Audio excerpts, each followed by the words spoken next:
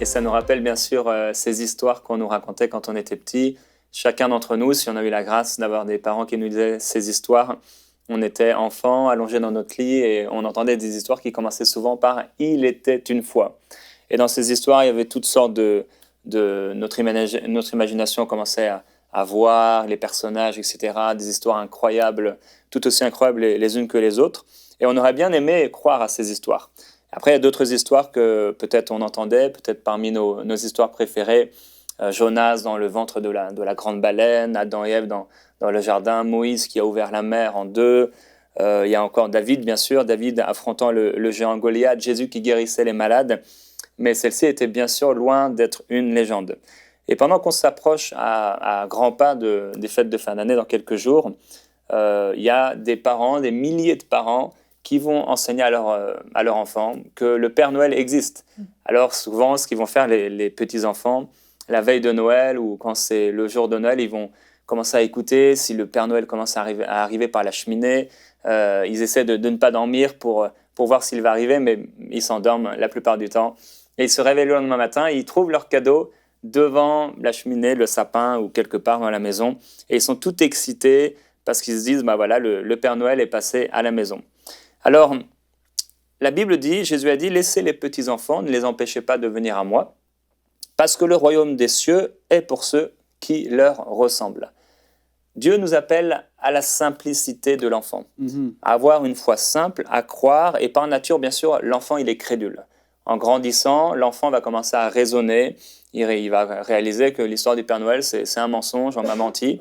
Et à cause de ça, entre autres, et de bien d'autres choses, l'enfant ne va pas croire tout ce qu'on va lui dire, mais en grandissant, il va commencer à raisonner, à réfléchir par rapport à tout ce qu'il peut entendre et voir.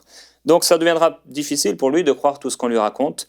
Et au niveau de la foi, il y a des millions de messages qui ont été prêchés sur le domaine de la foi. C'est un peu comme si on avait toujours besoin d'entendre parler de foi, ou peut-être comme si on voulait entendre le petit truc que jusqu'ici on n'avait pas entendu, ou le petit truc qu'on n'avait pas compris et qui va faire que, oh maintenant, je vais entendre cette prédication et je vais avoir la foi. Alors, la Bible parle de foi, bien sûr, mais Dieu ne nous dit pas grand-chose concernant la foi. Il ne nous explique pas trop grand-chose comment vient la foi, d'où vient la foi. La Bible dit « le juste vivra par la foi ». Et encore, il est impossible de plaire à Dieu sans la foi. Il nous dit aussi que la foi vient de ce qu'on entend vient de la parole de Christ, c'est vrai. Et quand les disciples demandent à Jésus d'augmenter leur foi, il dit « Ah, si vous aviez la foi !» C'est assez étonnant cette réponse de Jésus. Alors vous auriez même comme un grain de moutarde cette foi, ça suffirait à déraciner ce sycomore qui est devant vous. Donc on voit dans la Bible, Dieu n'a jamais fait de grands enseignements sur comment vient la foi, comment avoir la foi, comment appliquer notre foi. Mais par contre, il nous a laissé de nombreuses histoires de gens qui ont eu la foi. Et on doit donc tout simplement croire la parole de Christ.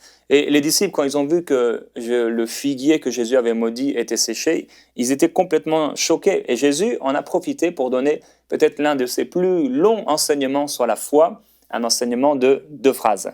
Dans Marc au chapitre 11, il dit « Je vous le dis en vérité, si quelqu'un dit à cette montagne, ôte-toi de là et jette-toi dans la mer, et s'il ne doute pas en son cœur, mais croit que ce qu'il dit arrive, il le verra s'accomplir. » Première phrase, c'est pourquoi je vous dis tout ce que vous demandez en priant, croyez que vous l'avez reçu et vous le verrez s'accomplir.